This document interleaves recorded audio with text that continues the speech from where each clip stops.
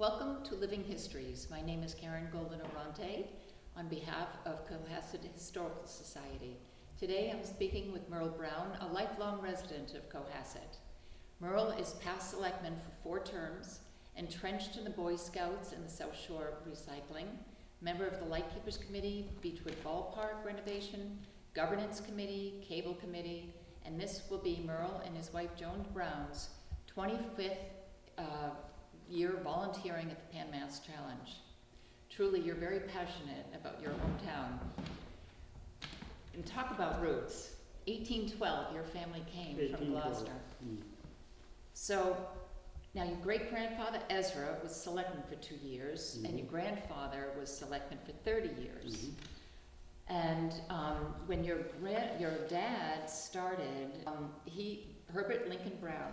No, that Harold Ezra Brown. Harold Ezra Brown. And now he was who started the In fact, to change that back, it was Ezra Harold Brown, but he never liked the word Ezra, so he always went by Harold. Okay, and he started the Brown store?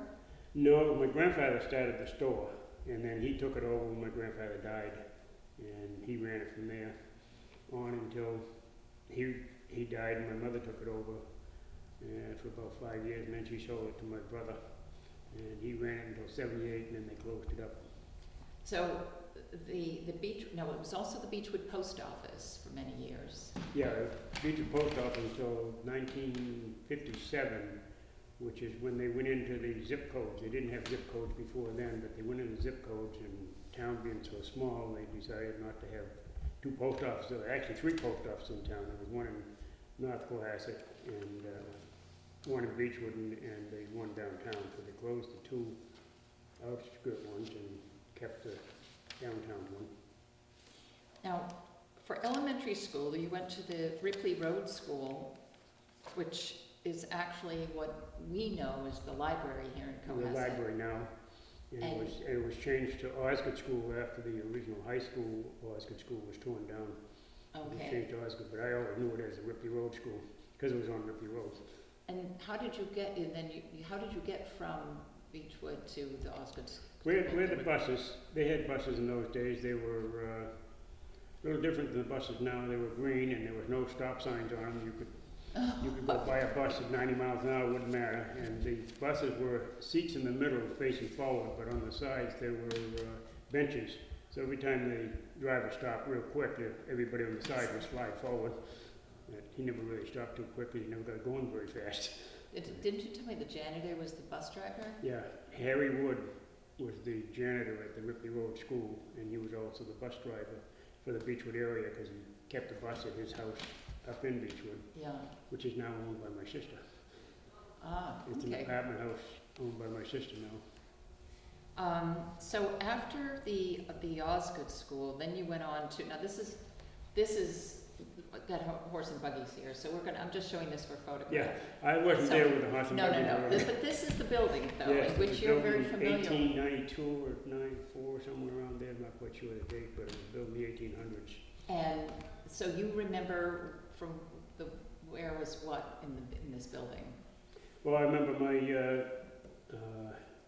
math class was over here, and Superintendent Ripley is his office over here.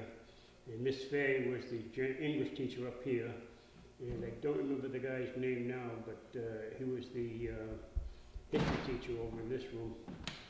And I always remember them bringing soft coal from the Willwright coal barn downtown, and we'd watch them put the coal into the bottom because it's what they heated the building with.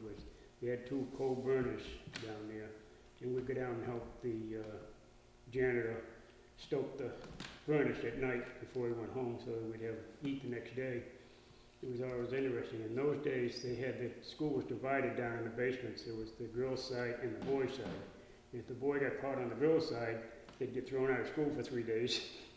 And the girls never, of course, went over to the boys' side. That was that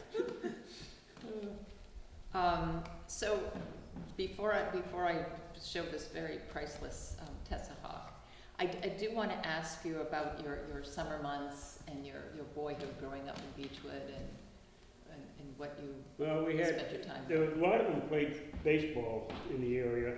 I didn't, well, once in a while I played baseball, but they usually put me out in center field and I'd fall asleep out there. Yeah, Or I'd be watching the birds fly around because I wasn't much of a sports fanatic, so I never did that. We did a lot of camping, we'd do a lot of hiking and things like that. And I remember one time we did, it was just outside of the ammunition depot, which is now Wampatuck State Park. Up in the Situate area, they had a big flat rock, and 4 of us went up and we built a fire out of the flat rock and we cooked eggs on it. And it was out camping, it worked very well. Of course, it's surprising when the rock didn't break on us, because when you heat rocks up, sometimes they got moisture in them and they break. But that one worked. now, were you a Boy Scout then? I was in Boy Scouts for about 2 years. I got to be second class, and that was at the Osgood School. And a good friend of mine over the years after that, Arthur Lear, who just passed away a couple of years ago, he was my scoutmaster. And for many years we had many years he was a scoutmaster there. And then I went to 4-H because my neighbor across the street was the leader of the 4-H. It was much easier to walk across the street rather than ride a bike down to Ripley Road School, where they didn't have transportation as much as we do now.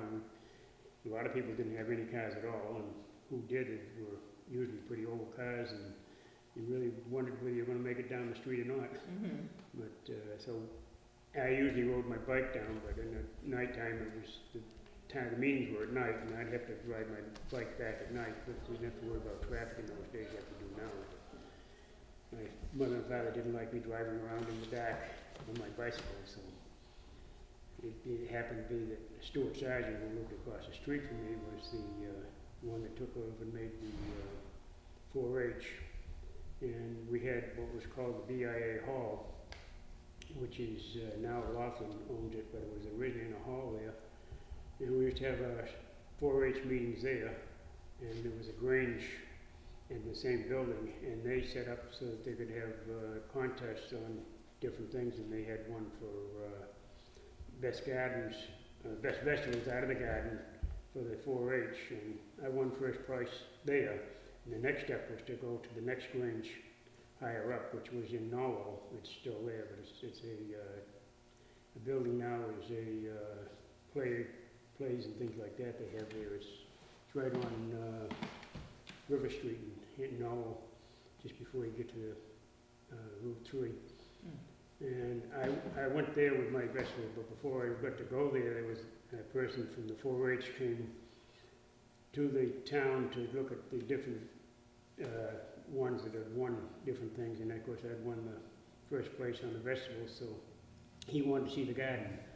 And at the time we were walking down to, actually we're coming down to Sandy Beach to go swimming, and we were about probably a mile and a half down the street, and he saw us and he asked us if anybody knew me. I said, yeah, I do.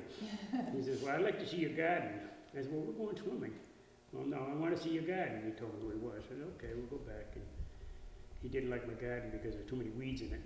Oh, gee. I said, well, the vegetables are still very good, aren't they? He says, that doesn't cut it all. You have to have no weeds in your garden. I said, well, okay. So I came in 3rd place at the next level because I had the weeds in my garden. They knocked me down a few notches on it.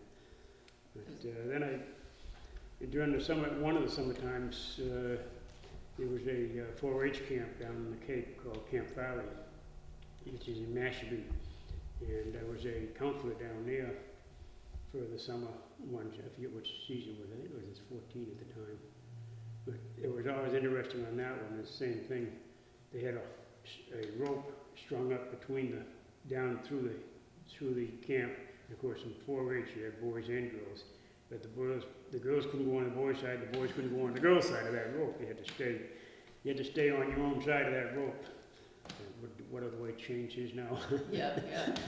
But it was a great time. I loved doing that camping, and that's where I got more involved when my son got to be scouts, and I did a lot of camping after that. You were telling me that you used to weed gardens 8 or 9 hours at a time Yes. for $1. Unfortunately, Wow. we weeded the garden and we left all these beautiful flowers that were there. They were the yellow flowers. We thought they were very good. We took out all the stuff around them. Unfortunately, we tore out all the potatoes and left the ragweed. And the guy wasn't very, he didn't pay us. After that time, all that work, we didn't get paid. That was the end of that job. So now, up in Beechwood, there were many farms in that area. Yeah, there was 3 cow farms. 2 of them were very small. One was 2 doors over from where I am now. It used to be Aaron Pratt's farm. And then there was a Litchfield down on Don Street. He only had about 5 cows. And Aaron Pratt had, I think, about 10 cows. And then they would deliver their milk down to Warwright's farm, which was down the street.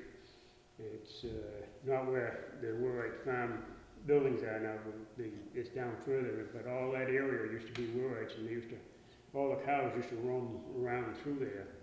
And the areas you could walk through there because there would be no underbrush or anything because the cows kept it clean. And then the other one was the piggery. Howard Bates had a piggery. He had it down where Riverview Drive is now, which used to be his main piggery, next to his home. Then he had another one up in what they call the Wolf Pit, which has since been sold to the town or the water department because they didn't want people building up there, but it used to be a area where he kept pigs up there. And then he had another one down on Mill Lane, down at the end of Mill Lane. He had a piggery down there. And that was pretty much it, the piggeries and the cow farms.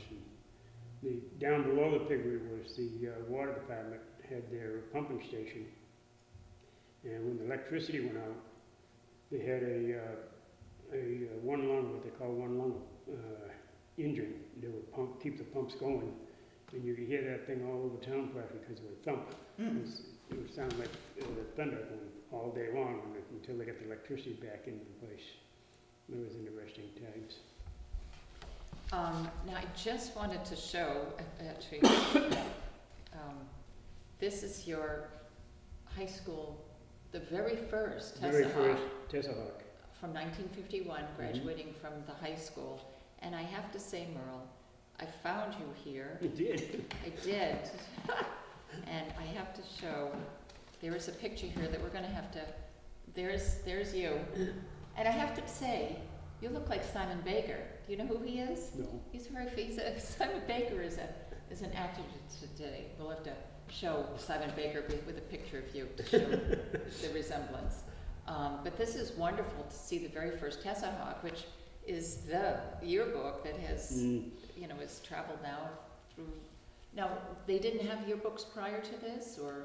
No, because it was still, 51 was after the war, but they were still written over the Second World War, and then the Korean War started around 50, so there's still a lot of people were involved with the wars, and they didn't have the kind of money that they needed to do it. We had a class trip that was big in those days, and we were the first ones after the Second World War to go on a class trip, and we went to New York. It was money that we'd saved over the time frame of 4 years. We went to New York City for a weekend. Wow. It was amazing. There was things you wouldn't be doing nowadays. Yeah, but in those days, how did you get there? I think we took the train. I don't quite remember how, but I believe we took the train. And of course, we never saw these tall buildings. And we were up on the 47th floor or something in a hotel, looking out. Wow, those little people down there in the street. And it was a good time. And that was the first one after the war. They had them before the war. But I don't know where they went before the war, but ours was the first one after the war to be able to go on a class trip. I don't think they do those anymore. I think they do. I don't know. I don't remember going on a class trip. Yeah, I don't know what year those stopped, but yeah, this is a joy to look through. It is. It's quite a book. Well, I still got mine at home. Yeah. Well, good. Now you met Joan, your wife, at D.S. Kennedy bowling. Right. So you were bowlers. We were both bowling. Well, with the D.S. Kennedy had teams, and it was starting to get big on big balls, and still had the candle pins. But there was bowling alley in Quincy that had two. It had the candle pins on one side and the big balls on the other side, or the, what do they call those things? But we decided to go with the big balls and play on that side. And that's how she was on another team, and we were playing against them, and we got to know each other, and things progressed from there. And 51 years later, we're still there. Oh, wow, how fabulous. That is Almost wonderful. 51 in June. Excellent, excellent. So you worked in Hingham for 3 years. Now, when did you have your first child? First child, Marcy, was born in 64, July Yeah. 2nd, 64. And then our second one was Jeffrey, was born in 67. And we said that was it. After having Jeffrey, we couldn't take any more. True enough. With those boys, huh? So now you got involved with the Boy Scouts after when Jeffrey Yeah, was... Jeffrey got to be old enough to be in Cub Scouts. They didn't have what they all call now Tiger Clubs, which is a younger age, but he got old enough to be in Cub Scouts. He wanted to try it, so I said, okay. So we went to the Cub Scouts, and I got involved with that. I was essentially a den leader for a while, and then as he got older, I went into the Weeblos leader, which I ran the Weeblos den. They only had, and now they have two Weeblos dens, the first year and the second year, but not, in those days they only had one Weeblos. And we did different things. We camped out in what was the Army base as part of Wampatuck. They hadn't opened it up to complete Wampatuck at the time. It was still part of the Army base. And we camped over there. The Army let us go in and camp there. And I remember we had, in fact, I just gave Jeffrey, I had a picture of the Weeblos den. It was David Young. I gave him a picture the other day because he still lives in town, and a picture of him in it, and a picture of Jeffrey, and a bunch of the other kids in it, which I don't remember their names anymore, but it was very, very interesting. And that's where we started first camping, and then he went from the Cub Scouts into Boy Scouts, and I signed up as assistant scoutmaster, and not long after I signed up, the scoutmaster had got a job in Chicago, so he moved to Chicago, so I ended up as scoutmaster, and then I was scoutmaster for five or 6 years, I forget what it was, and had another guy take over. But he came from the military. He was a very young guy at the time, and he was in the National Guard, and he thought that a troop should be run like a military, and he'd make the kids sit down on the floor, and he'd lecture to them. This is John. You can't keep lecturing to the kids. They don't want to hear that. They had that all day in the schools, and it had some fun. But he never could really get into it, and so I took it over for another short while, and then somebody else came along, and they took it over. And I got involved as being the chairman of the troop, and doing a lot of camping and things. We used to go to Camp Child down in Manamet, Plymouth, every year, and then our Boy Scouts were part of what's called Old Colony Council, which is a lot of the towns were involved in. And they had two camps. They had Camp Child and Camp Squanto. And they had to sell Camp Child because of depleting money that they had, the cost and insurance was going up, and you have to pay more things for people. You couldn't have kids come and work for you with no money, or just feeding them. You had to pay them, and that cost more money, so they had to get rid of one camp, and they chose the best camp to get rid of, unfortunately. They got rid of Camp Child, and then they had Camp Squanto. But first time I think I missed a year since started going to camp in 81, 82 was last year. I didn't go to summer camp with them, but I've been every other year since then until last year. I might go back this year and see how things are. Now, how did the Boy Scouts get involved with the recycling, and how did you get involved? And when did the recycling Well, recycling started in Cohasset back in the Second World War. Oh. And we used to, in fact, I remember going around with the police department in the cars, and we'd go to different people's houses. If they had any canned goods or anything like that, we'd gather them up to send to the soldiers overseas.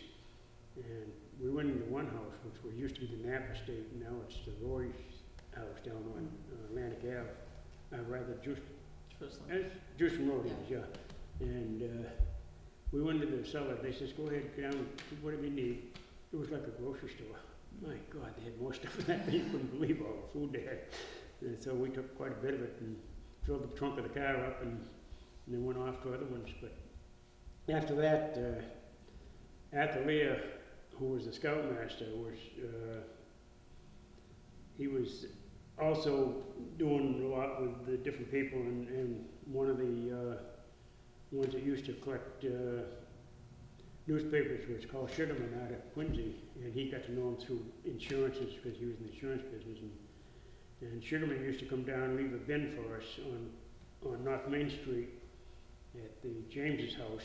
They had a garage out in front, and we'd have people put their newspapers in there during the time, and when it got to be full, it'd take about a month, and we'd fill up, and we'd bring a bin down, put it out in front, and we'd bring the scouts over on a Monday night, which we always met, and we'd load that bin up, and he would take it away, and he'd give us about $25 a ton.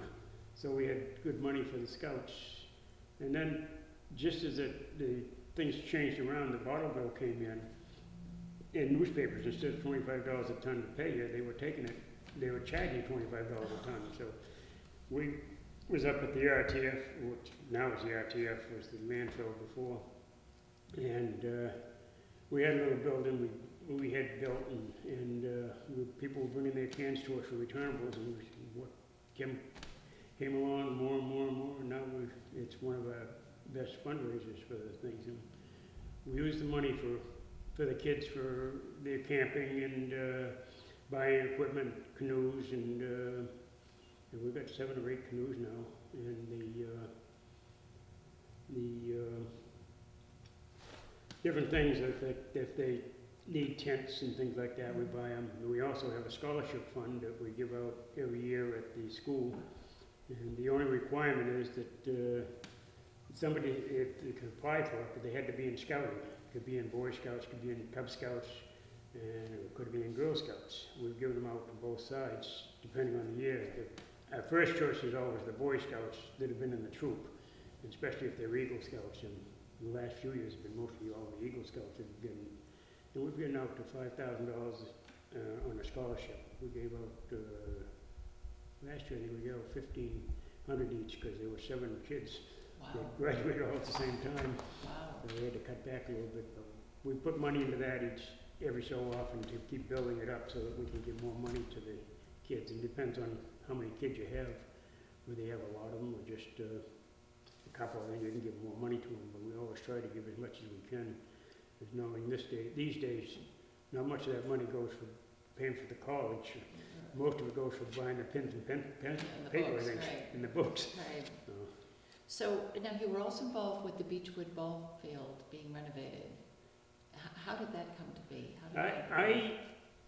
I don't know whether Glenn Pratt and I got involved with it, and I can't remember. It was right around the time the CPC came into action, where they had money to give to different things, athletics and historic and elder affairs things. And I think Glenn approached me and says, gee, we ought to see if we can get some money to redo the ball field. And I said, well, I'd love to, because this thing is a disaster now. Especially after they built the Bates Lane, which is up in the back of it, the people do say that, you do affect the groundwater when you start doing things, and they built all the houses up there. Before that, the field was always dry. And after they built those houses, it was a wetlands. Mm-hmm. It was constantly trying to get water out of it. It also had a hill going up in the center field. If you drive by it, you can see the houses up in the back, and there's a rock ledge coming down from where the field is flat. That used to be the level of the field. So in the center field, you were climbing uphill to get to it. Well, when did the fire station was right there. Where the fire station went out in the 60s. Yeah. So I'm not quite sure when it was, but the fire station was where the basketball court is now. It had in the late 60s. I forget when it was, but they bought a fire truck that was too big for the fire station. So they said they can't use the fire truck in the station, so they put the fire truck downtown and they closed the station up. And then a family from Situate bought the station, and they moved it up to Situate. It's still standing up there. Oh, wow. And it's on Clapp Road in Situate. And I keep driving by and say, gee, we could use that place. Yeah. But at the time when they were closing it all, we went to town meeting to try to get another station. We had a 2-car garage station with a boat in it because we had the problem not long before that a girl drowned in the river down below, and he thought we needed something for the protection of kids, but town meeting didn't vote in. You know, how many kids stood in that fire station waiting for the school bus?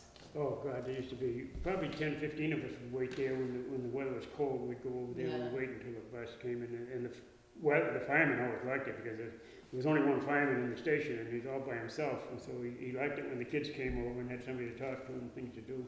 I mean, when the Beechwood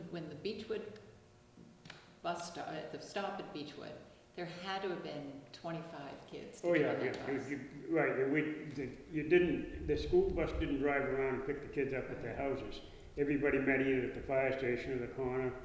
And before that, when my father had the store with grandma church, we used to wait in the store for the bus, and they'd pick us up there. But we were on Doan Street, or you lived on Church Street, or you lived down off of Beecher Street. You always had to walk to a certain point, and they'd pick you up there.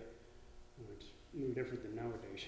So in assessing after the firehouse came down, and assessing now this whole groundwater change for the field really made it more of a challenge than just. Yeah, it was a challenge to keep it. But after the fire station moved out, one of the first things my wife got involved in was volunteering. She went to the town to ask for them to put a basketball court up there and some other different things so that the kids would have something to do, because all we had was the ball field. And the fire station gone, there was space for it. So she went to the town, they got the money, and they put a basketball court in. That was the first start of something different from what it was. And we had a little playground up in the back that some people donated different things and put a playground up there.